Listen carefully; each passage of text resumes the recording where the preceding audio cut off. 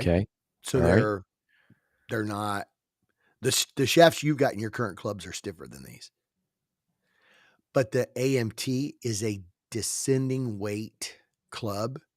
Yeah. So as you go up, like from your pitch to your 9, it's 5 grams lighter. From your 9 to your 8, it's 5 grams lighter. You go from 105 to 125 from your 4-iron to your pitching wedge. Okay. But what they do is they keep a constant swing weight, so the swing weight's the Mm. same. So Mm. you I so like like it. if you put on a swing weight machine, you can't tell the difference in the weight of what it feels like your swing weight's like if you take something like this pin, Yeah. and you hang something here, Yeah. the amount of weight that pulls down is your swing weight. Well, 2 things affect that, like the length of it. Right. So the longer it is, the more your swing weight is. So if you like lengthen your clubs by a half or by an inch, you're gonna create more swing weight. So you might go from like a D2 to a D4 by doing that. Right. Okay. Right. So anyway, so what they do is it is a constant. It's called constant swing weight. It's dynamic gold. They're tour irons. Guys on tour playing these. And the swing weight's the same so that the feel from club to club is Right. exactly the same. So it's kind of the Bryson DeChambeau Yeah. science behind Yeah. his stuff. So like your weight, your overall weight of your 4 or 5 iron Yeah. is gonna be, say, 15 grams lighter than your 9 iron, Right. which is gonna allow you to get higher swing speed, which is gonna allow you to not have the fall off when you go. So you got like your gap between your pitch wedge and your 9 iron, the gap between your 9 and 8. And what happens is that gap goes do, do, do, do as you get towards your longer clubs. Right. And so this mitigates that. That's awesome. So yeah, so it changes the bend profile, it changes the weight as it goes, and they're tour issue shafts. So I have those in those Titleist 350s. What I need to do is I need to bring those up to you and let you just take them to the range Mhm. because, bro, Steve Game hit those changer. yesterday, dude. He hit those yesterday, and he's like, I can't believe this. It's Plus awesome. 1 handicap, and he My said, man knows what he's talking about. he's like, I've never hit the ball this high before. It just what it does is it'll allow you to hit your 5 iron goes Yeah. almost the same height as your pitching wedge. It's the weirdest, craziest deal. So your pitching wedge still you can throw darts in and get good spin. Yeah. It's weird. It's a really amazing technology.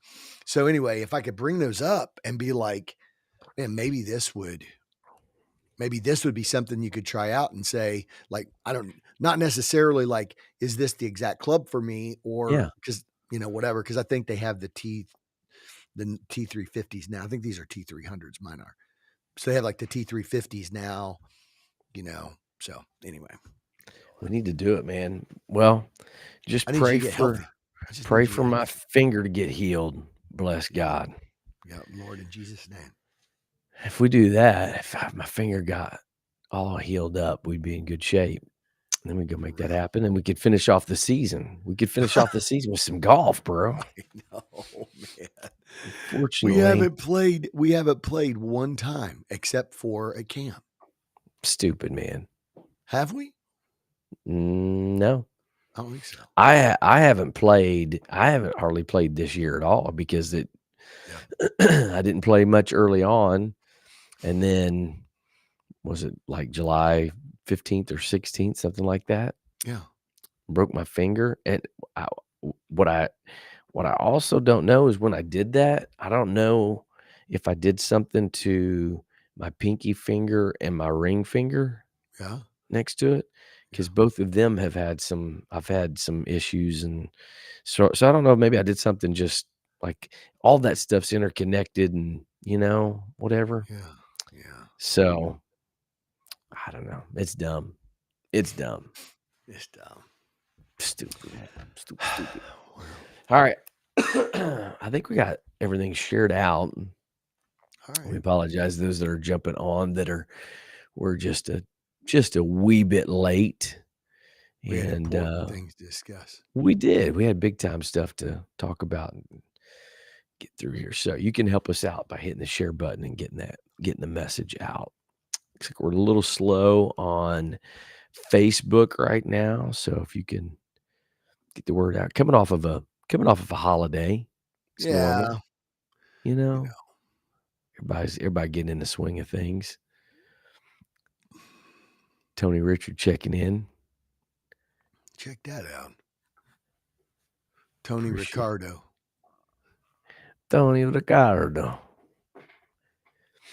All right. I think we're good. All right. Are you Let's ready to boogie, rock and man. roll today? Let's boogie. Let's do it, man. Oh, you know Let's boogie. what? Oh, no, no, no, no, no, no, no, no, no.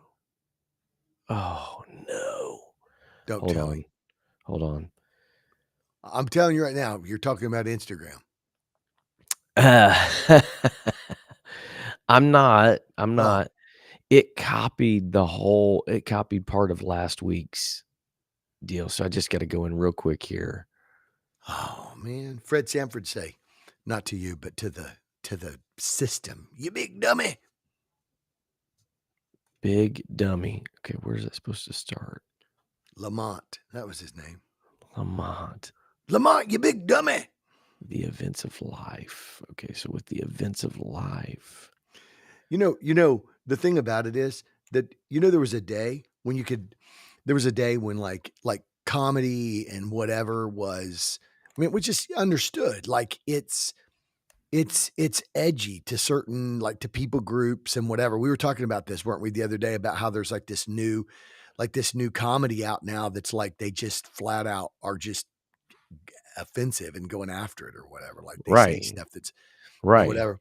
And I was thinking about, um, like I read an article a couple of years ago that at Halloween, this girl was made to go home and change her outfit Okay. because she wore a man, it was something like a Chinese tea party customary whatever, like that's what she wore to school.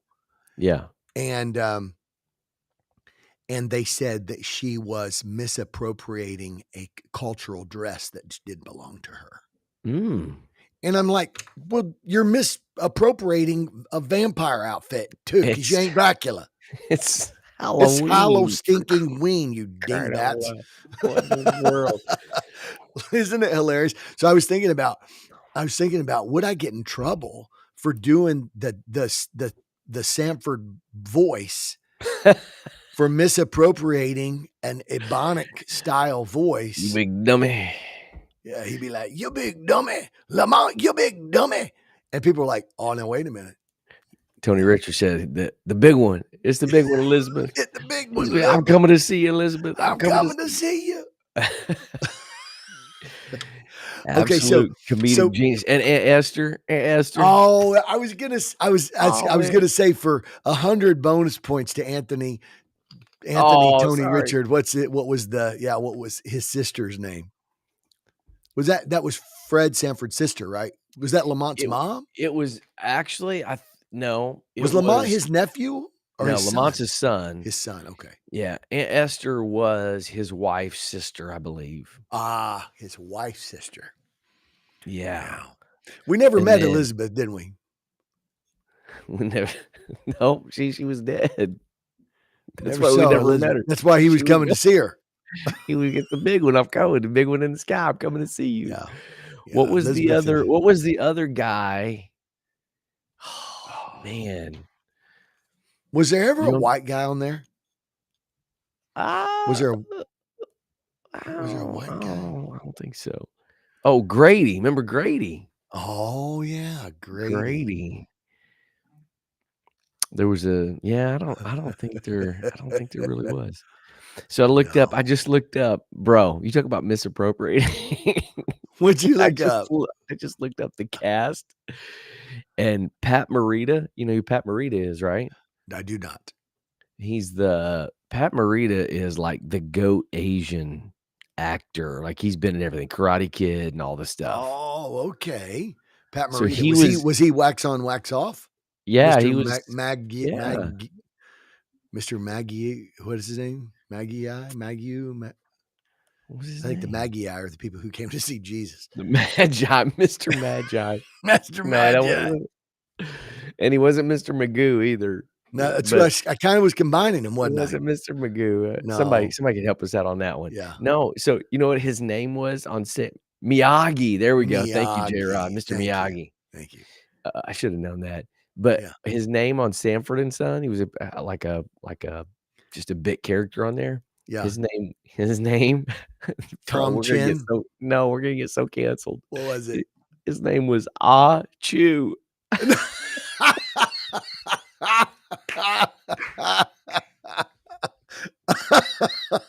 Chew. Oh, that's so good. His name was Ah Chew. His name Oh was my word. Chew. Oh, they just did not care in the '70s, bro. They did No. not care. My That is man's so name was great. Ah Chew. Oh, I Ah, did not know that. Chew. That was Mm. um yeah. Oh my goodness. And I mean, you probably can't say, anymore. That's probably the era where people would say, like this was like double offensiveness Mhm. because it's going after overweightness and it's using an ethnic profile stereotype where when you say he has more chins than a Chinese phone book. Oh, man.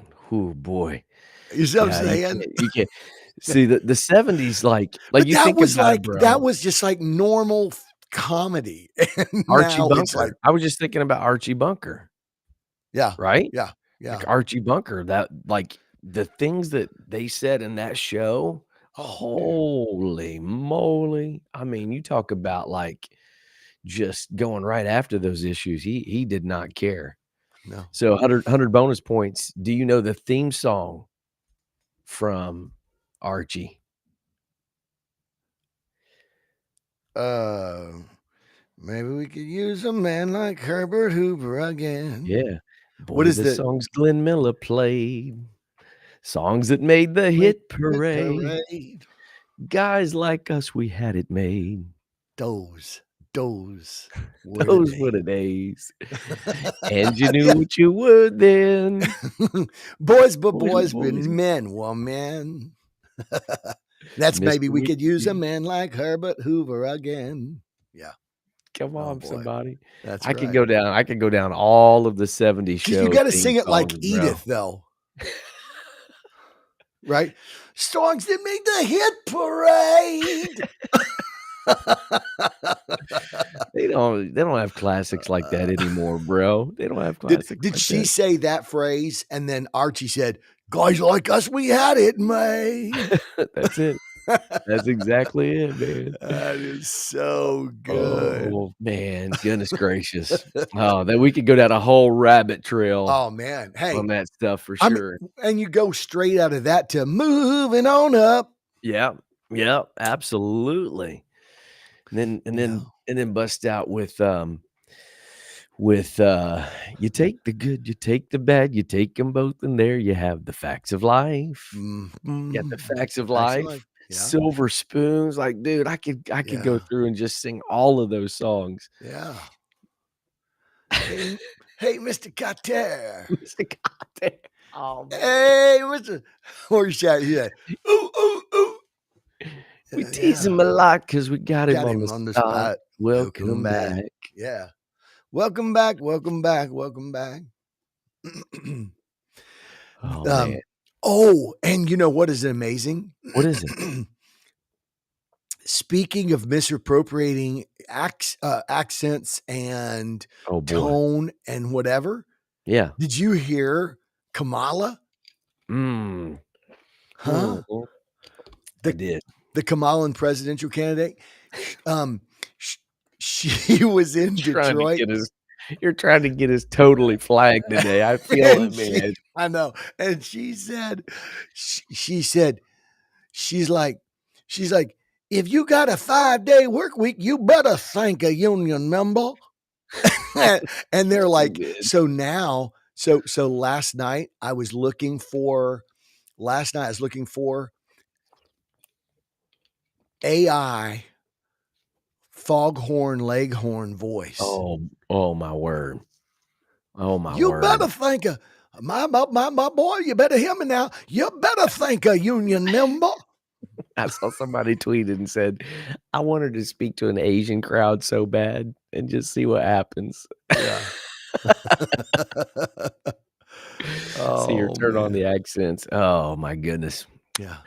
Alright, we better go before we get into a lot of trouble. You're taking us down that road, man. I Why don't you give know. us a weather report real quick?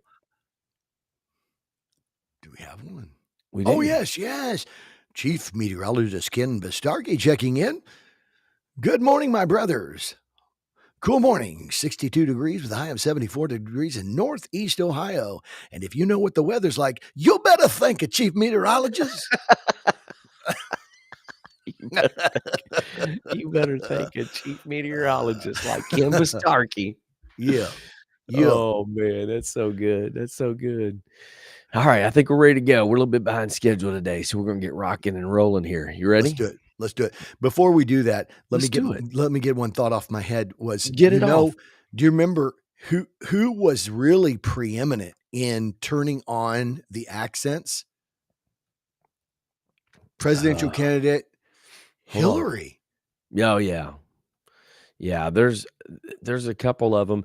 Al Gore didn't do he didn't do he just, like, changed his dress and some of Yeah. that kinda stuff. He didn't change Yeah. accents and do all that stuff, did he? No. Al Gore just put on a pair of Earth jeans. tone. Remember that? Earth tones? Yep. Yeah. That's so funny, man. Yeah.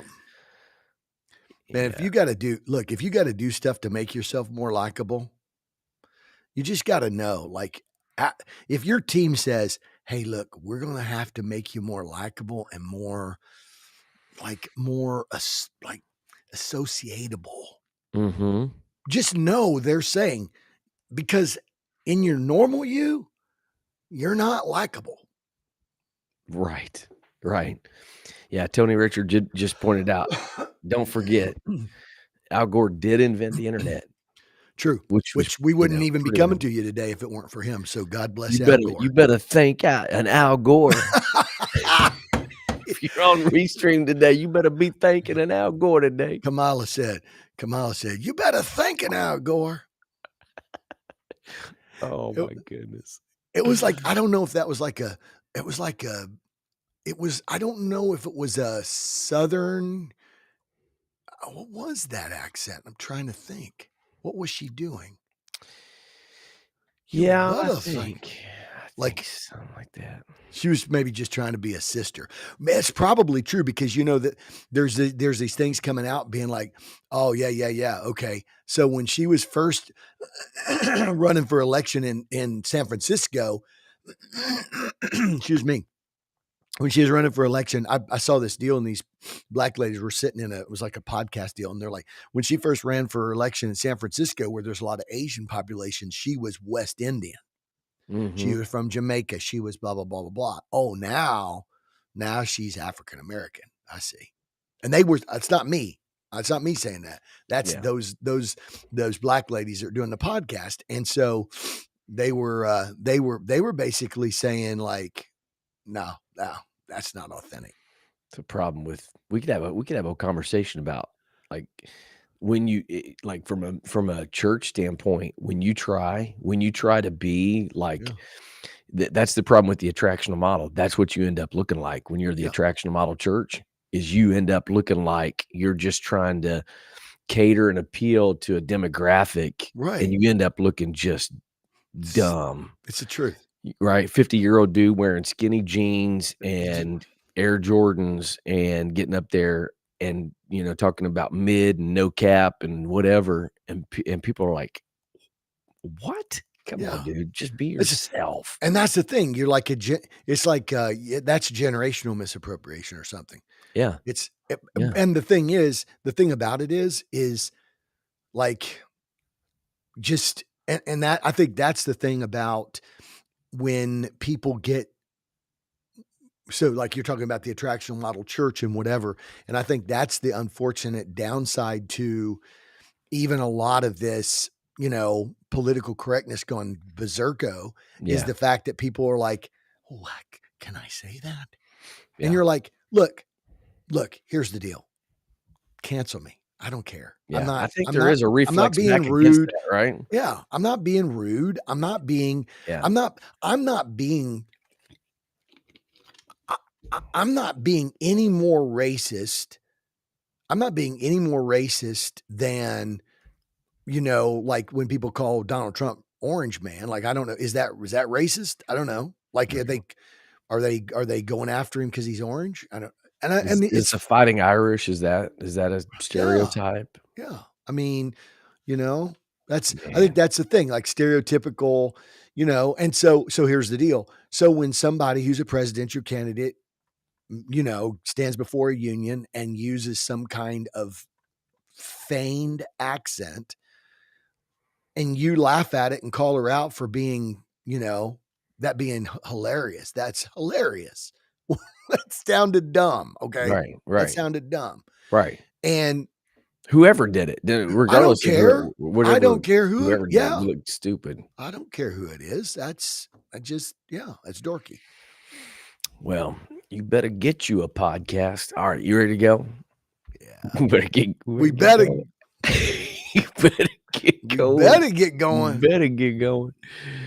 All right, here we go. We're we're dropping our viewers on Facebook like flies, man. They're dropping That's, like flies. It's all yeah. good. It's all good. Yeah. She said, if you're working 9 to 5, you better thank Dolly Parton.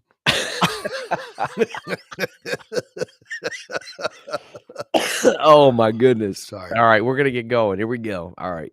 Yeah. Whew, 3, 2, 1.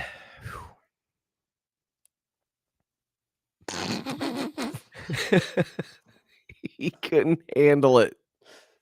I'm so sorry. Okay. Oh man. David Ryerson, I Bro, promise you, bro, ain't nobody wanna see that. my word. David Ryerson, listen, if I wore skinny jeans, the yeah, I can't even say what I was gonna say. All right, here we go. 3, 2, 1. You ready? Are you got you composed back now? Shake it off. Here we go. 3, 2, 1.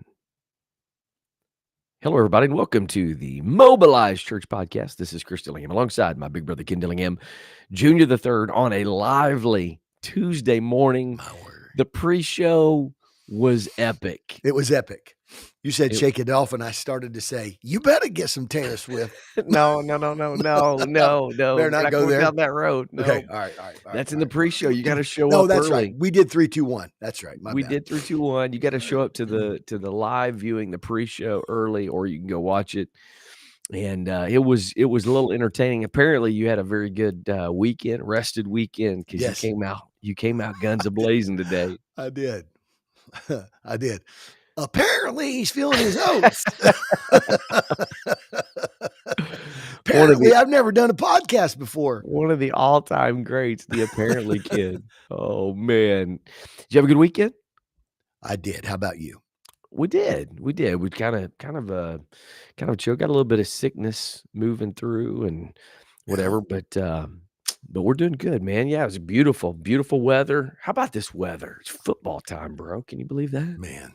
That's I couldn't even believe I got to watch who did I watch?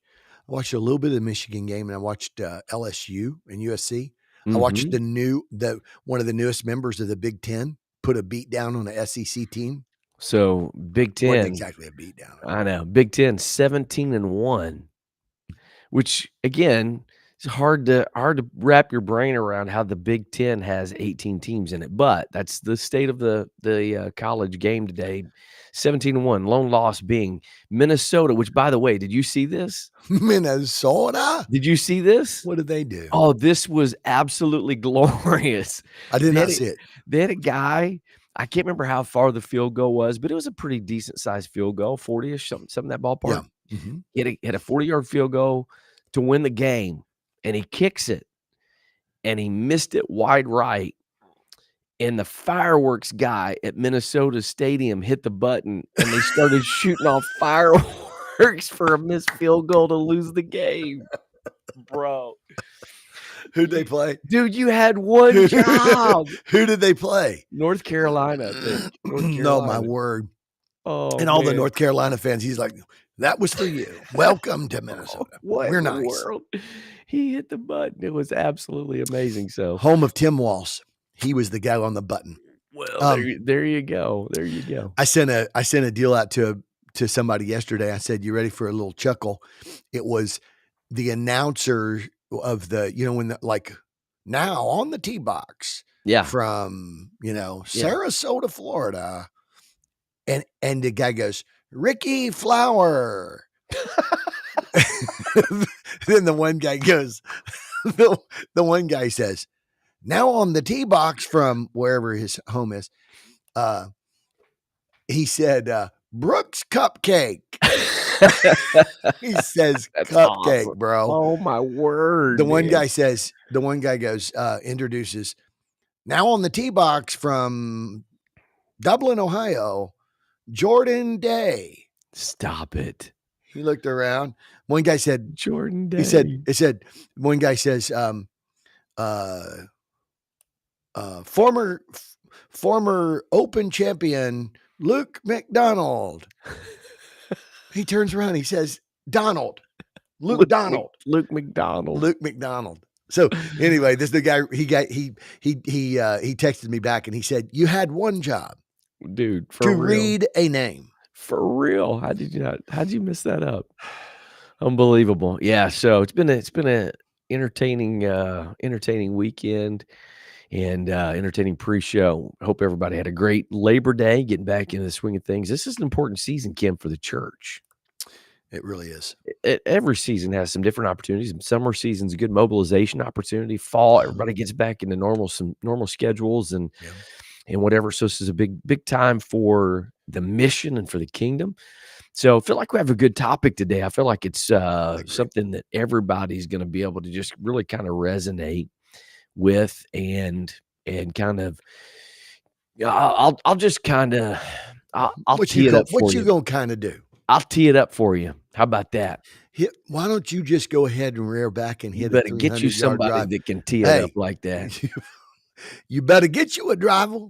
That's gonna be the new tagline of the Mobilized Church podcast. You better Right. get you a podcast. You better get you some. All right, so we're gonna talk about today we're gonna talk today about I guarantee you that really the majority of the people that are listening to this podcast, whether they like it or not, and maybe the not podcast or listening to the podcast, no, whether they like it or not. No, comma, whether you like it important. or not, buddy, this is what you got today. No, whether they like to admit it or not the watching podcast, Okay, but got you. whether they like it or not, and maybe in varying degrees, but the reality is most people that are listening to this podcast today are very likely to be control freaks. It's true. Right? It is a human condition phenomenon. It is. And it's even for people that are not like, overly like dominant or whatever. There's all of us strive to kind of bring some type of control. And I think some of it comes from the reality that we live in a world that is at times a lot of chaos, and there are very little things that we can control. Mhm. And so we do our best to try to like like, My lord. control the things that we can control, and here's the deal, Ken, that produces a lot of negative things Mhm, in our lives. mhm. So what we're gonna talk about today is we wanna kinda dive into this idea of control, and Uh-huh. I think this can be a I think we can tackle some tough subjects and topics with Yeah, this yeah. and really press into some places in people's lives, and then also while we're doing this, I think it's a Oh, great opportunity. What? that's what I was gonna say. That bro, I was just gonna say, now don't attempt this at home because we're gonna actually take a podcast topic. You can explain, I'll just say this. We're gonna take a podcast topic and we're gonna talk about it, and it's gonna be relevant in real time, but it's also going to be a Yeah. demonstration. Yeah. Yeah. Talk to me, sir. And that's exactly what I was gonna say, a fruit to root discipleship conversation, which is one of the most, powerful things that we can do. So just real brief explanation about a fruit Yeah. to root conversation. We'll dig into this a little bit more, but just to kinda give context going into it, is a lot of times what we do is we chase fruit. So somebody has anger. And so what we do is we try to figure out ways to deal with the fruit, which is the anger. But there's a root somewhere in that person's life that's causing that anger to pop up into their lives. And what you can do is you can cut that off. But at some Mhm. point, that anger in the right situation, right Sure. circumstance, right context, that anger is going to come back up again. And people are like, I thought I dealt with that. I thought I cut that off. No, you got to deal with the root issue. So exactly right. We're going to deal with the Mm. real life topic, but also demonstrate what it's like to have a fruit to root conversation discussion. So, Mm. so that's the context of the conversation today. We're going to talk Beautiful. about control. Talk to us a little bit about that, and then let's dig into this and figure out like how do we help people get to the root of what's causing the desire to control things. That's a great intro. Proving you better get you a podcaster. Um, we are so yeah. I think the thing about this discussion today is that when we're talking about fruit to root, just like you said, when we talk about that, the concept, like what exactly do you mean fruit to root? Well, exactly what we mean. Oftentimes, the fruit is the most identifiable part of like a Yeah, tree. yeah, I used to be in science class or whatever, and we would be doing like the different kinds of leaves and, to identify the tree by its leaf or identify the tree by its bark or its growth pattern, its whatever. And I was never really super good at that. yeah, Um, but look, I probably am, and a lot of sometimes, a lot of these trees look similar. I maybe, I don't know, maybe somebody could tell the difference between a Granny Smith tree and a, I don't know, Golden Delicious. Like they're mm, both apples. Like maybe somebody could tell before they ever had leaves on them, or maybe once they got leaves on them or whatever. But I promise you this much right now, I could tell you the difference once the fruit came out. right, And that's the right, beautiful thing because Jesus right, said, by their fruit you'll know them. Right. And I think the fruit is the most distinguishable element, the most distinguishable thing. I promise you, I'm not going to tell you what kind of tree it is based on its roots, right, but the root is like ultimately that's the first thing of the tree. Like, you plant a seed and the yeah, first thing that happens is it starts putting that sprout up and the roots start going down. Like that's the DNA starts coming out of that seed.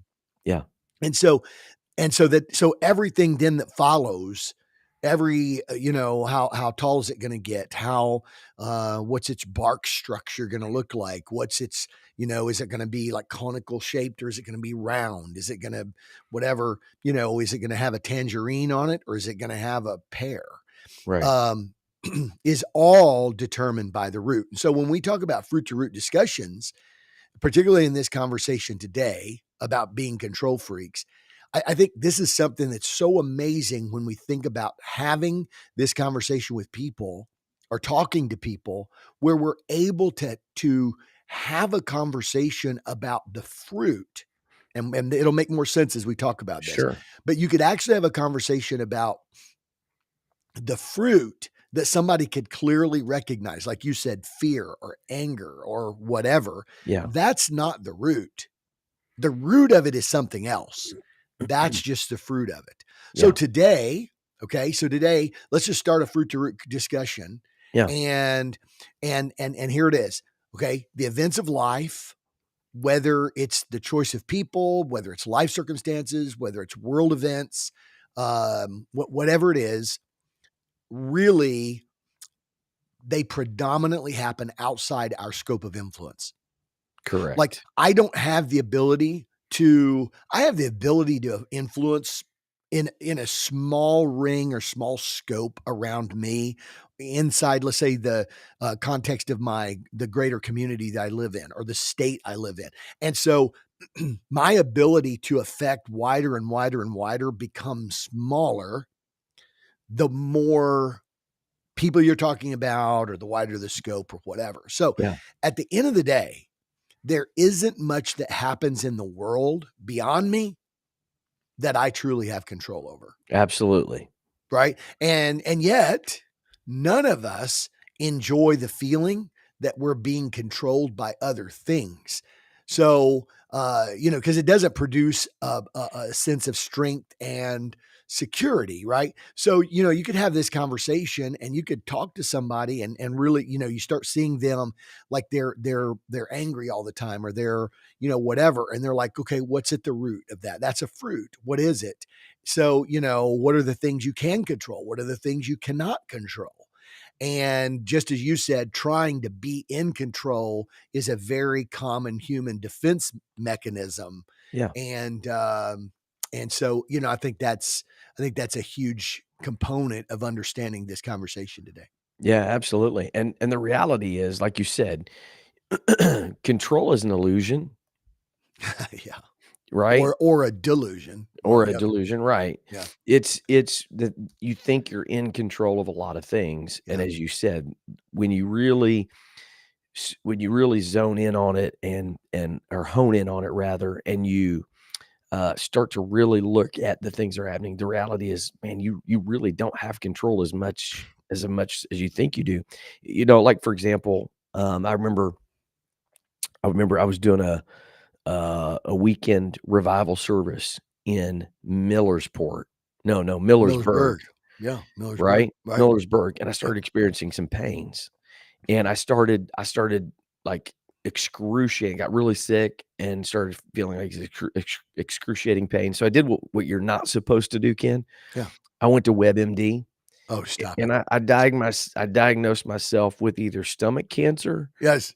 or pancreatitis, one of the 2. I totally had it nailed down, right? Yeah. Yeah. So so I just kept thinking, "Well, you know what? Listen, man, just think your way through this. Just fight your way through this. You're Yeah. gonna make yourself hell, you're gonna get through this and whatever." And so, man, we did a block party. I preached on Sunday. I went to your church on Sunday night. Mhm. I Yep. golfed one of the best rounds of my life on Monday. Hilarious. And I went to the doctor on Tuesday, and it wasn't stomach cancer, thank God, and it wasn't Oh, pancreatitis. It was just simply I was 40 years old, and my appendix was about to burst, which is pretty common at that age. And so but in my brain, what I thought that experience can kinda mess with me a little bit yeah. because, I think particularly for guys, sometimes, like, our thought is, "Well, I can just press through, and Yeah. I can fix this. I can Right, make right, it right. happen." Yeah, And roll I up your realized sleeves and just put your yeah. head down and, yeah, And forge it your way through it. it made me extremely aware of the fact that no matter how hard I tried, no matter how much I tried to exert just willpower and strength and whatever, there was nothing I could do to fix that. There was nothing I could do to Isn't that change that. crazy? It was in your Mm. body, and you couldn't willfully control what was going on. And that can really mess with a person's mind when you start to realize that there are a lot of things that are out of your control. So you can kind of swing on the pendulum one of 2 ways. You can kind of be like, "You know what? I'll just live carefree and just Mm, do whatever because I can't do anything about it anyway," and just or you can go to the other end. And I've dealt with a lot of people that wrestle with and struggle with OCD, and what their struggle where it kind of leads them to OCD is that they're trying to exert mm, excessive mm, amounts of control because mm, they feel like that they can't really control anything. So I'm gonna try to control mhm. everything, and Uh-huh. it just becomes this vicious cycle Mhm. that you cannot get out of. So, the question becomes, Yeah. like, how do we determine so it's either into the pendulum, right? Yeah. How do we figure out I think 2 questions. How do we figure out the root of this? Okay, so control, people we all have people in our lives that we know that are, like, overly controlling. They've gotta have things and their way, their Yeah. exact way, Yeah. and if they don't, it messes with their whole world. Uh-huh. Uh-huh. Or somebody who's just like, "You know what? I just live Yeah. Laissez-faire. carefree, whatever Yeah. happens, happens. I Yeah. can't control Whatever. anything anyway, so no big deal." So how do we identify where the root is of that? And then the second question that I love to ask in these kinds of conversations is, what does healthy look like? So maybe we can have that discussion. Okay. Yeah, I think that, we need to it probably, it probably is good. I love, you know, when I'm talking to people about having a good fruit root conversation, I like to tell them, you don't have to be a psychologist. Right. I mean, Right. you could ask 2 very simple questions related to what you're talking about. You could ask somebody, "What are some things we can control?" Let's Yeah. talk about that. What are some things that we can control? What are some things we cannot control, So what right? are some things we can control? We can control our attitude. We can control our response. We can control our schedule to some degree. We can control when we go to bed and when we get up. We can control our health Yeah. to a to a degree. Right, have What we healthy eat. habits and some of those Yeah, kinds of things, yeah, right? yeah. We can control. Um, we can control the we can control ourselves. Mhm. The moment we It's try to different. contr the moment we try to control others goes into the what we can't control. Yeah. Now, you can be controlling, Yeah. and I think a lot of times what happens is people that are controlling are probably, controlling of others, are trying to spread the amount of control out to what they have influence on. Yeah. They're trying to spread that control out so that there's that wider scope around them of things that have a higher level of predictability. I think Mm, a lot of there you people's go. yeah. See, I think that here's our deal.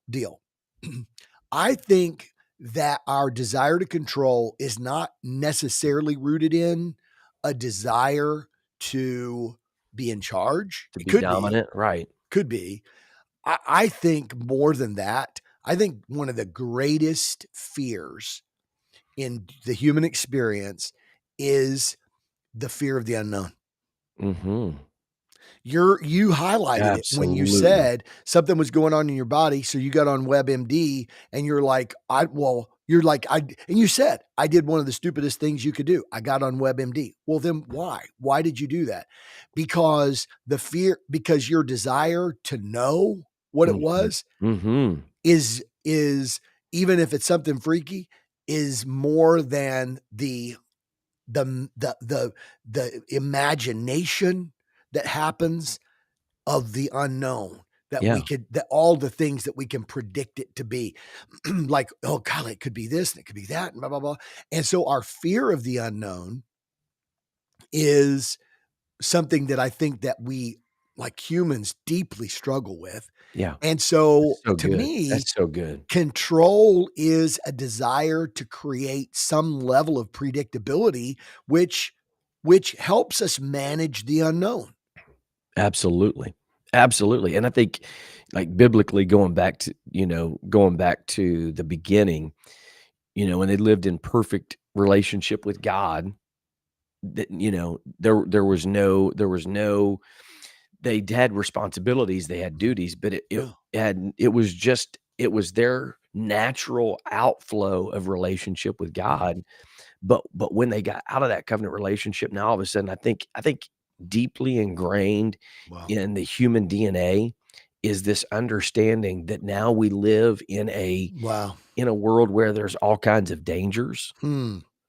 There's all these things out here. I never had to deal with that before. Now all of a sudden we have to deal with all of these dangers around us, and I don't have Hmm. the security and the safety of covering. And so what's the first thing that they did? They Huh. made clothes for themselves. They tried to cover themselves. And why? Because they felt exposed, they felt vulnerable. Uh, I think a lot of times people that yeah. God said, try "How to did you know that? right. I think that they Who told you you were naked?" That's dude, that's amazing, Chris. Yeah, I think a lot of times we attempt to exert control because we feel vulnerable, we yeah. feel exposed, we feel threatened, we feel like and so I love what you said about the predictability piece because Huh. man, okay, as somebody But who wait. They yeah, wouldn't have known. Okay, so here's the deal, yeah, though. I think the question is, but they were naked all along. yeah, So you could say they feel exposed. Well, what changed? yeah, There when God was in control, I think this is fundamental theological understanding here. When God was in control, there yeah, wasn't anything to be afraid of. yeah, They were exposed, but they weren't vulnerable. Why were they right. vulnerable? Because now everything had been upended. So there there was no fear of the unknown. They didn't know. There was no threat. And see, here's the deal, Ken. This is why I think conversations like this are so vital in discipleship and so important Yeah. is because we try to get people saved. We try to get them, repent, baptized, filled with the Holy Ghost. We believe in that 100%. But the reality is there are spirit-filled, born-again disciples of Jesus Uh-huh. that struggle with either trying to exert excessive control Yeah. or have just kind of relinquished all of that stuff, whatever, and are not living out the redeemed life because they don't deal with this Yeah. place in them Well, that's so that has true, man. made them feel vulnerable. So you can experience the new birth, but there's still places in you that have made That's you feel exactly right. vulnerable and you exert this control. That's why these conversations are so vital and so critical. We've seen it. We've seen people in the body of Christ, and you look at them, you're like, man, that's they've been in church a long time and they're still acting like this and they're still trying to control people and they're still trying to control situations or they get filled with anxiety when things are not and this is not judgment, this is not critical, and I'm not saying that those are sinful things, but these are places, Ken, that God wants to transform in us Mhm. so that we don't carry the baggage of trying it's a heavy weight to try to control everything. Mhm. Yeah. Man, so good. And and there's the thing where, the serpent, the great subtlety and deception was, you shall be as God, Yeah, knowing good and evil. That somehow what they didn't know was keeping them away from a what? Keeping them away from what? yeah. There it was he was tempting them with the desire he had, which was to ascend above what he was created to be. Right. Which, golly, that just goes into so many, man, it's the fruit to root. Like, it goes into so many areas of, so then why do people get arrogant? Why do they get puffed up? Why do they, why would people make idols? Like, it sounds like a dumb thing. Why would you make an idol? Well, an idol could be a way to religiously express your desire to have something that is that's like in control, that you can control. And anyway, okay, so um Yeah, I love what you said. It can go to so many areas. You said about arrogance, like one of the things with arrogance, there are some people who do think that they're better than other yeah, people, and yeah, in a lot of these areas, whatever. But sometimes arrogance is the reflex against the it's a defense insecurities. mechanism. Yeah, it's a defense mechanism. The Yeah, insecurities that they feel, yeah, and really, yeah, arrogance is an expression of control. yeah. Right, to try to control the narrative, to try to control what people think about me and how they see me and how they view me. My goodness, So how it could bleeds in so many areas. so like how could arrogance be how could arrogance be a defense mechanism against a lack of self-worth? Like, I mean, it could be pride, but it could also be being deeply aware of your weaknesses. And so I don't want people to know that. And so I'm going to So I'm gonna create this control it. other, I'm right. gonna I'm going to control the narrative. control my identity. Yeah. So yeah, Shoo-wee. so what we're talking about here is this is part of like fruit inspection. right? Like for example, if you're talking to somebody or in this kind of a conversation, one of the questions that I would probably ask are or is what are the negative mental and emotional aspects of this? In other Yeah. words, okay, so you look at somebody who's, they're like, okay, so here's what we've got. Here's what we've arrived at. We've arrived at the fact that there are events in life, there are choices that other people make. Like for example, okay, let's just use a hypothetical. Let's say on the other end of you got hyper control, okay, Mhm. Yeah. hyper. On the other end, you may have hypo control, which Yeah. is just basically relinquishing control to fate. A person becomes a fatalist. How? How does a person become a fatalist? No, don't be a fatalist. Control what you can control. It doesn't Yeah. matter anyway. Right. It doesn't matter anyway. Life's going to happen to me. And you're like, how did you get there? How did you get to this level of despondency? Well, here's how. I worked my rear end off at my job. Yeah. I worked and Yeah. I put in, I gave myself to it. I worked overtime. I was the best employee I could be, and I tried to influence our company. And guess what happened? The owners sold to some foreign corporate entity Yeah. that I ended up having to train somebody in India to Yeah. replace me. Yeah. And so what's the use? So what was the person doing? The person was now it could have been because they had a good work ethic. It could have been look, there's like a lot of things. It's not just monolithic, but it could be a person who has a desire to do a good job. It could be a person who that's just their personality. But it could also be some level of saying, you know what, I can control my future if I can make this company productive. While other companies have shut down, our company is going to have continuity and consistency and Yes. predictability because I'm going to work my hind end off. And buddy, I'm going to influence everybody I know to do the same so we can continue to be productive and we can continue to be profitable. And if we can continue to be productive and profitable without a lot of crazy problems and issues and whatever, then this company will be here when it's time for me to retire. Yeah. And that is a level of a desire to help to create your own security, to create a level of control and to control the outcomes and have some predictability in your life. But then what ends up happening is so you controlled everything you could control, but what you couldn't control affected your future. And people at my age, at 55 years old, right? And they're looking at it and they're like, I'm maybe 15 years away from retirement. And all of a sudden it went up in smoke. Why? I had no ability to control it. I was controlling it the best I could. There was a guy that I worked with at Columbia Gas when I first got out of Bible college, when Stephanie and I were first married. Yeah. And this guy, Columbia Gas, basically had this deal where they matched you in the latter years of your work there.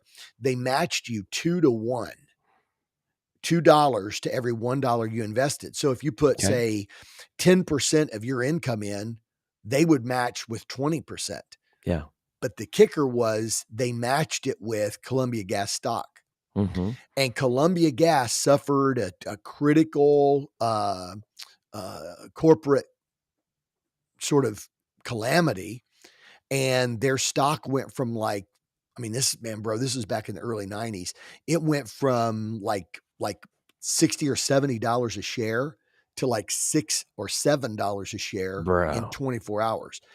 That means there was a 90% reduction of his Goodness gracious. retirement package. Goodness, can you imagine? He was 64 years old. Oh my goodness. He was 64 years old. And So now has nothing. yeah. And so the only thing that he could do, so watch this. So the only thing he could control, because he couldn't control what was going on, those factors that were far beyond him happening at, you know, 50-story skyscrapers in downtown Columbus. Yeah. The only thing that he could affect was, well, I'm just going to keep working as long as I can and hope this thing turns around. Right. And to some degree it did. But here's the deal. The point is you can get to a place of so you could be a person that gives all kinds of hyper control and you're like, bro, you do know that there's things beyond you, but then you could live long enough that you could realize I did my best to control it and it didn't matter anyway. So who cares? And then you just become a fatalist. So, Yeah. so I think the conversation to ask, and you're talking to somebody, say, so what are the negative mental and emotional impacts of Yeah. trying to, what does it produce? Which is fear, anxiousness, anger, despondency, whatever. Those can be the fruit of either trying to control something or not being able to control something. Man, that's so good. That's so good. And I know in some of the conversations I've had of trying to dig in and kind of identify. John Hummel made a comment earlier about, what about when a person maybe doesn't really know, when you kind of are asking the probing questions to kind of find out where that comes from, they don't really know what the answer is. I think there's a couple keys there of, just learning to ask good questions. And sometimes people are just not self-aware, and leaving them in that tension can be a really good thing. And Uh-huh. so some of the situations I've dealt Yeah. with in Yeah. So people that good. wrestle controls is like you said, it may be a situation like that. It may be a situation where, so asking a question like tell me where do you think that comes from? Or where do you think, Yeah. like, what is it that you're trying to accomplish or trying to get done? It may be a situation like you talked about. I've dealt with situations where the control comes from a place of I have to prevent bad things from happening. Like, Okay. if I don't do this, Mhm. then something really bad is gonna happen. Because either experientially they know or predictively. This is the day. See, God gave us Chris. God gave us His image, Yeah, and in that is creativity yeah. and imagination. But when we know things, Yes. certain pieces of this is what I was getting at when you were talking earlier about how do they know they were vulnerable? How did they Yeah, were given information that they did not have omniscience enough to yeah, process. yeah. So it Oh, so it man, so so good. so it gave them the capacity because they had creativity that came from God, they had imagination that came from God, and so now their minds go in a million directions about all the ways they could die and all the ways that then what is this that I'm feeling and how do I cover this up and what do we do? Where's this coming from? And you see like this mental and emotional dysfunction starting like immediately. And then it just becomes self-feeding, because the more Yeah. you dig into that, the more you recognize and realize my lack of omniscience or my lack of potency, my ability to do something Yes. about it. And so Yes. so so then that just leads to more, like, like, isolate and control what I like, make things smaller, limit outside things that are happening or whatever, because bad things can begin to happen. And so this is where, again, Ken, like, it's so critical, because we can chase that fruit all day long, and you could tell somebody, "Look, stop having that anxiety about stuff and just trust God and let God do it." Obviously, we know ultimately that is the solution, that's the That's true. answer, That's but true. if somebody could stop, they would stop. What we have to do is we have to try to get people to get to that place that understand, what is it? Is it because they had a situation like you're talking about? Bro, can you imagine being Bro, 64 years old bro. and you lose everything that you're looking at, you know, just a few years away from retiring, and all the bills and medical expenses and all the Bro. things that are coming up down the road, and you have nothing there, and who's gonna take care of you? Who's gonna provide for you? And so Mhm. so, So like, watch this real you quick. can imagine Fear, where that comes from. yeah, Yeah. fear. So here's what happens. Fear, Yeah. you get the word and your first thought is, "Oh my god." What am I Fear, gonna do? What am I gonna do? How's this gonna work out? anger, Mhm. frustration, Yeah. despondency. Despondency. 100%. And so, I mean, so we just highlighted, Chris, we just you walking through that, you just highlighted how that those are fruit. Yeah. Those, what are the fruit? Fear, anger, frustration, despondency. Those are the fruit. And you say, okay, so now what's producing that? Well, at the root is those are the fruit that are produced when at the root there is an unbelief that has been cultivated for years and years and years that I am controlling my own security. Absolute man, bro. Woo! Come on now. That's where my Years and trust has been. My yep, trust has been in I worked my butt off for years and years and years because I'm controlling my destiny. yeah, I got a yeah, job with this good company. I'm going to keep my job with this good company. I'm going to make sure that this company is making money and I'm going to be a good employee because there's coming a day where I'm going to have me a nice little nest egg. I'm going to sit back. I'm going to get me a hammock, baby. And so what happens is you're like, hey, I've got it good. I've been blessed. I'm going to, and so instead of giving thanks, you take yeah, control. exactly. Okay, so here's the question, right? Here's the Here's the question. question. I still have a responsibility. True. I still have a responsibility to be a good steward, this scenario, this situation. I have the responsibility to be a good steward. I have the responsibility to manage my affairs and do the things Right. that I'm responsible for doing. So Right. where is that line, Ken? Where's that line between control and and duty and responsibility? Like where how does that do you see what I'm saying? Like how I do we think manage that? It's not a conflict, but it's how do we right. manage the duality of that where I Yeah. have responsibility and yet I can't let that responsibility that I have kind of wade over into trying to control every situation. How do I find that balance in that? I think it's found in those two questions that we asked earlier, which is what are the things that you can control? Mhm. Let's think about that.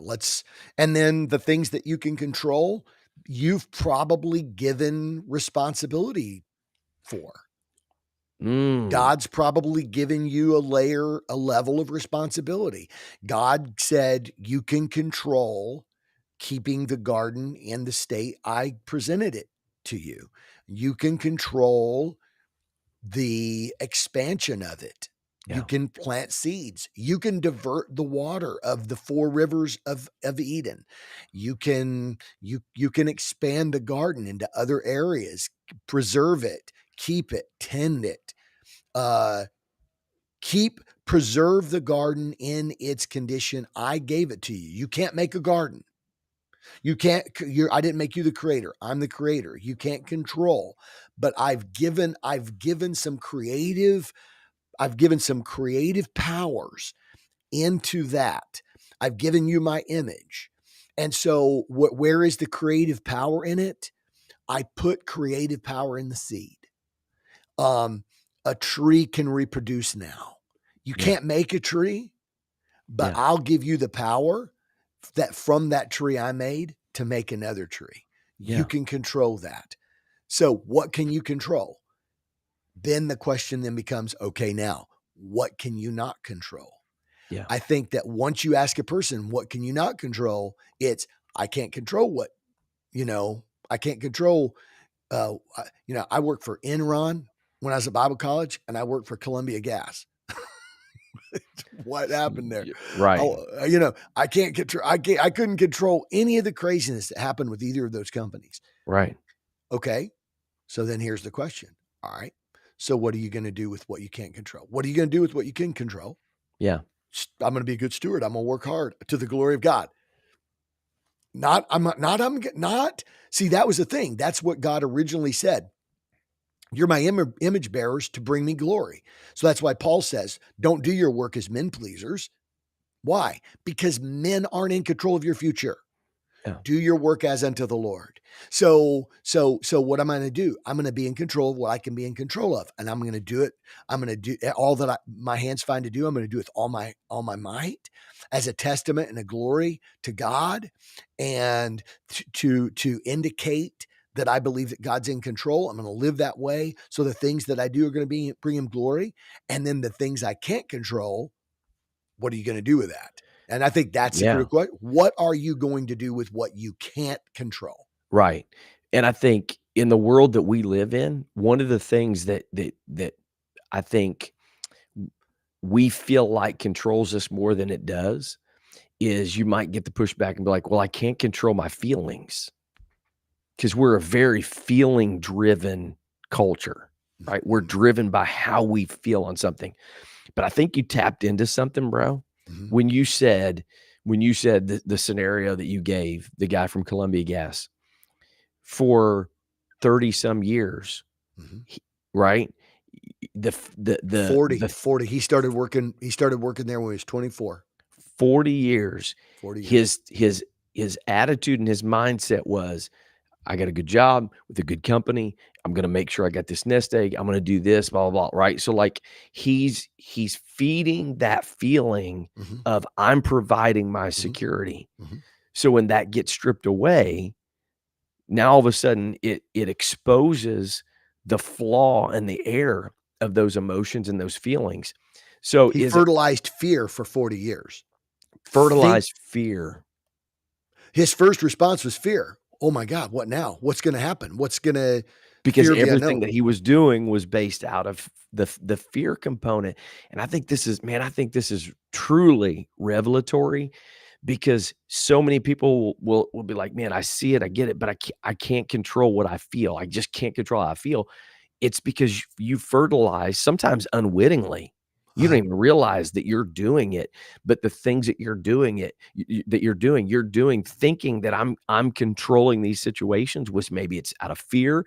It could be out of anger. You come from a very controlling, dominant situation, and you're like, "Well, bless God, I'm not gonna do that." And so now that's being produced out of that anger, and when you fertilize that, yeah. those feelings are not just gonna go away immediately. That's become the That's deeply entrenched stronghold, you've really, in your life, you've right? you've cultured that. Yes. You've cultured that response because why? Because you've developed a worldview and a life perspective Yeah. that you're controlling things that you're really not in control of. Mm. So when you realize, when the rug gets jerked out from underneath you, Yeah. you're left with a feeling of fear. And then of course anger, and then of course frustration, Yeah. right? Yeah. I was so stupid. Why'd I even, the frustration, like all of those things, and then despondency. What's the Like, point? what's the point? Like, what am I even really actually in control over? So then Somebody, so then I might as well just go and do whatever I wanna do anyway because none of it matters, so who yes, cares? yeah. See, and We're giving up hope. that's where I think like, somebody goes, well, like easy for you to say. So they say, I was, um, I was hearing somebody the other day give a testimony, and they were talking about that they had this particular cancer gene, and like everybody in their family had this particular cancer gene, and they're Yeah. like, the doctor's like, you will get cancer. Yeah. Well, what do you do with that? Right. You say like, I can't control that. Okay, I Right. can't control that. Okay, well, here's the deal. I'll control what I can control. I'll stay away from things that create an inflammatory response. I'll, whatever. But here's the deal. What's going to happen? Well, what's going to happen is eventually you're going to die. Yeah. And you're like, well, I'm scared of that.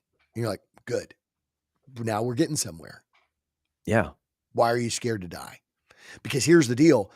I a couple years ago, the enemy kept putting something on me about, the fear of death.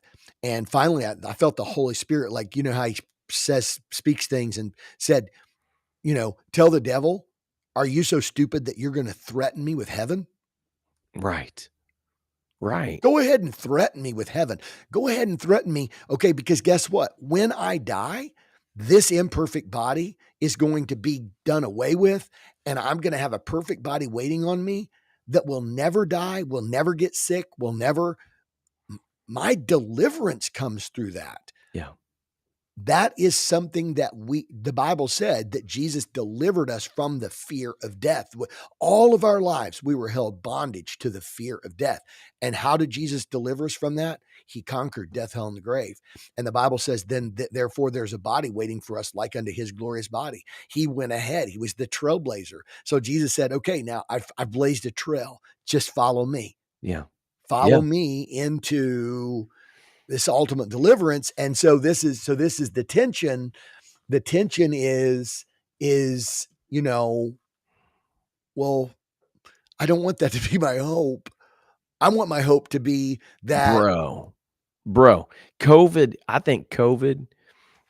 think hell overplayed his hand. I'm not blaming hell on all of that, but I'm just saying I Yeah. think the systems of the world and the things that were happening in that season And the devil are flexes and leverages it. he leveraged that moment, Yeah. but I think he overplayed his hand in that I think it exposed to the body of Christ exactly what you just identified, that our hope has been predominantly directed towards this life. Yeah. How God abundantly blesses us in this life, Mhm. and Mhm. and expose the fact that because for most of us, we really do have it so good, and God has been so abundantly good to us, and we've Mhm. been blessed with a lot of material things, whatever, Mhm.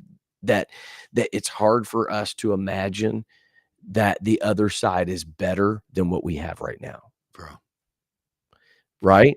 And I think it actually exposed that place in us, Which is a place of unbelief. which is a place of I don't unbelief. I don't really believe what's coming is better than what I've got.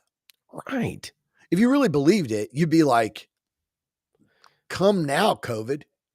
Which is why we do everything that we can to self-preserve, Which right? people then, okay, oh my God, Chris, I'm sorry for cutting you off, but No, no, dude, I no. I just feel this. So I feel this like this revelatory deal. Oh my goodness.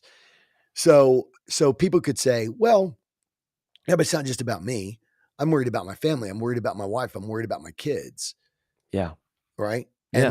And then you go, well, do you believe God can take care of them better than you can? Well, yeah, but I mean, look at people. There's people that Right. struggle, and there's people that struggle, and there's people that blah blah blah blah blah. Exactly, and that's why the Bible says pure religion, undefiled, is before the Father is to visit the orphans and take care of widows, and so on and so forth. So here's my question: are you dogging the church? Are you putting your mouth on the church? Are you putting stupid posts on the internet about the church sucks and blah blah blah blah blah? Or are you trying to create the kind of community of Christ and believers and body of Christ that if God takes you prematurely, that you have the confidence that they're going to be taken care of both by God and by the church? Come on now. My God. You're going to get out there and be like, you're going to be out there and be like, I love Jesus, but I can't stand his church. Well, guess what? So then what's going to happen is then you're not cultivating the proper faith responses should Mm, the things that you can't control happen in ways that are not desirable in our temporal rationality. so good, man. So good, and I think when you get down to the root of all of this, Ken, Mhm. I I really believe that at the very base of all of it is some level of trust issue with God. Man, Yeah, the longer I live, I see a lot of people that have faith but yeah, lack trust.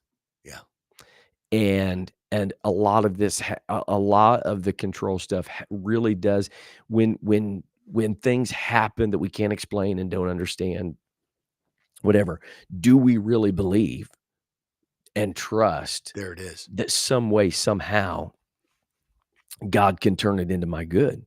There it is. Whatever happens, somehow. And this is why the discipleship piece is such a critical piece, Ken. Man, I'm getting fired up today about what we're not what we do, but like Bro, I'm getting fired up because I see so many right. good spirit-filled, God-loving people Right. that wrestle with this stuff and struggle day to day. Very true. And at the root of it, it's not just a control issue. At the root of it, there is an issue of trust, trusting with God, trusting Him with our lives, trusting Him with our children, trusting Him with our finances, Yeah. trusting Him with our health. And if I don't trust Him in those places, what'll end up happening is I'll try to exert extra control over those places. And as spiritual leaders, can I just be plain for just a minute? Sometimes as pastors, like there's responsibility we have for shepherding the flock and Yeah. leading people, Yeah. but sometimes what we do is we exert excessive control because we don't trust God as the good shepherd Yeah. to lead people. We feel like we have to do certain things or external pressure. Like, man, at the core of all of it, it's all trust. It is. And that's the thing why that's why we say we better be careful that we're not creating ideological converts. Because you could be an ideological convert who believes a particular Christian worldview because it helps them manage their structural fear at the root level. Mhm. At the root level, there's a deep set fear of the unknown. That's what Jesus said. They delivered them by the fear of death, from the fear of death, who were held bondage their entire life by Right. the fear of death. And Jesus has delivered us from that. So there's a biblical worldview that Christianity produces that is a message of hope. Yeah. Um, but the problem is you said earlier that people might have faith but they don't have trust. I would almost even I would even split it. I would even split it even another layer and say I think that they've come to the place that they are that they want to believe the truth. Yeah. It is Yeah. a consoling thought. It is desirable against the way of thinking that would produce just outright fear and anxiousness and confusion. Yeah. But here's the deal. And so this is what Jesus says. You say you believe on me, Yeah. but if you will go all in, that's the evidence that you Pistuo, yeah. And that's what true pistuo faith, that's going all it. in is it you really can't even divide it out because true biblical faith is, I know That's that it. He can, I believe that He will, but I'll trust if He doesn't. It incorporates all of those components. Yeah. Right. Well, and that's the thing. Well, the thing about it is, like here's a crazy deal. Like we say, God can heal. Okay. You say, well, God didn't heal. Well, who said He didn't heal? Yeah. Well, He died. Okay. We're all going to die. Healing is not God's plan to avert death.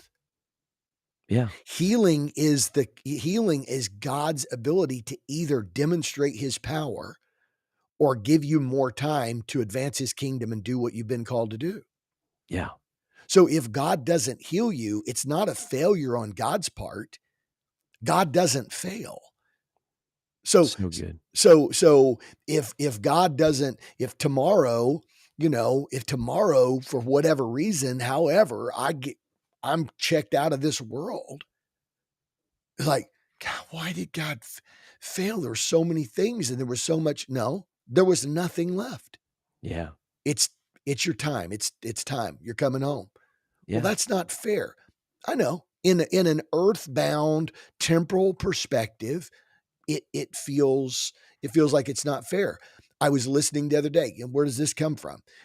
This comes from a John Christ skit. Yeah. Who you're like, what? Here we go. This comes from a John Christ skit. The Lord's really started talking to me in prayer the other day. Somebody sent me a copy of a John Christ skit where he said, you know, I'm not so sure Lazarus was all so totally happy with the fact that 4 days later he gets sent back. Yeah. He's been able to have 4 days in paradise. He's had 4 days without any pain. He used to have he went through this whole deal, he had a knee injury when he was a kid, and all of a sudden now he's like, "Hey, I don't have that knee injury, and those pains are gone, and what is good and whatever." And then there's a knock, there's a knock on the door, and they're like, is Lazarus here? And he's like, "Yeah, I'm Lazarus." He's like, Mhm. "We don't normally do this, but," and so then he goes back, and now he's got to die again. Right. Eventually, Lazarus was sent back. Why? That the works of God might be manifest through him. Yeah. So it wasn't like, "Oh man, yeah, man, Jesus came through for Lazarus." No, Jesus came through for Lazarus when he died on the cross, shed his blood so that Lazarus' sins could be remitted, so that he could eternally live with him forever and get a new body. That's when he came through. And if we don't have that as the ultimate victory, then what we could say is be like, "Man, God didn't keep his word." Mm. No, no, no. God keeps his word. It's that you put your confidence in something that was not the ultimate promise. Yeah. So good, man. So good. My mind is just really hammering in. I know we're out of time here today, and appreciate so many great comments and whatever, but my mind is just really pondering the question, what are things that we can control? What are the things we Bro, can't control? I think, what are the things we think we can control but really don't? And really digging into what is the root? What bro, is the root that is causing me to feel like I need to control certain things that I don't have the ability to control? Doc. Tony Richard just said, he just said, "Wow," and said, "Great perspective." And here's the deal. This is coming from, hey, thank you, David May. Bless you, buddy. Yeah, thank you for joining us today Yeah, from Montreal. yeah, Quebec, Canada. Um, yeah, je peux forcer un peu. Um, so you have Tony Richard, here he is, and he says, "Great perspective." And if you don't know his backstory, his dad was a pastor. I preached my first revival at his dad's church that started me going full time, Mhm. evangelizing for 12 years. And it was and Tony Richards' dad, ready for this, Yeah. died of cancer. Hmm. And we Wow. say God didn't heal him. And I'm like, "Well, wait a minute. Who says?" Yeah. "Well, he died of cancer." Okay. Death is the passageway that we get the deliverance. Death is deliverance. Now, we could say, "Man, I wish God had healed him." Yeah, me Yeah. too. I'm sure Tony wishes God had healed him. That's his dad. I'm sure that Tony Richard probably more than anything wishes that his dad hmm, could see him pastoring today Yeah. and see his church and see the great work he's doing. I'm sure Tony Richard probably would love nothing more than to schedule his dad to preach Father's Day next year. Yeah. I get it. It is painful. It's painful for us who are left in the here and now. Yeah. But God did not fail Dave Richard. Yeah. God did not fail Dave Richard by not healing him of cancer, because when he stepped across the great divide between this temporal world and the eternal world, he was ultimately delivered, and he's living in perfect joy and peace now. And that's why Paul says, I'm sorry, the writer of Hebrews says, he finishes the hall of faith in Hebrews chapter 11. By faith, they did all these amazing things. And Hebrews chapter 12 starts with, "Wherefore, seeing we are compassed about with such a great cloud of witness, let us run the race that's set before us." What is the great cloud of witness? That phrase, the great cloud, is actually a Greek word that means to be overcast. In other words, the entire sky is filled with the cloud of witnesses. And what are they doing? They've made it across the finish line. Now Dave Richard is on the other side, on the other side, where there's a great cloud of witness saying, "Come on, Tony. Come on, dude. Keep it up, man. Keep preaching the truth. Keep living this way. You've got to make it." And he's saying, "I crossed the finish line. Now you got to cross the finish line." Now tell me how that's God failed. Right. Right. Man, it's so good. So good and beautiful way to end today's conversation. We appreciate everybody jumping on and sticking with us through getting started a little bit late. But man, what an important conversation, Ken. Yeah, this one is one of the more vital ones we've done, and hopefully we addressed an issue, but also demonstrated one of the principles, one of the key principles in disciple making. Yeah. And so we appreciate everybody being a part of the discussion, the conversation today. And if you'd like more information, man, go check us out. Social media sites, Dillingham Group, dillinghamgroup.org. We'd love to connect with you and talk about how we can help you create disciple makers that have the ability, Ken, to have conversations like we had Just like today this. and dig into these deep places that really starts to kind of uproot some deeply entrenched strongholds in people's lives and experience the fullness of the fullness and wholeness that God has for them. So again, thanks for joining us today. We look forward to coming back to you next Tuesday around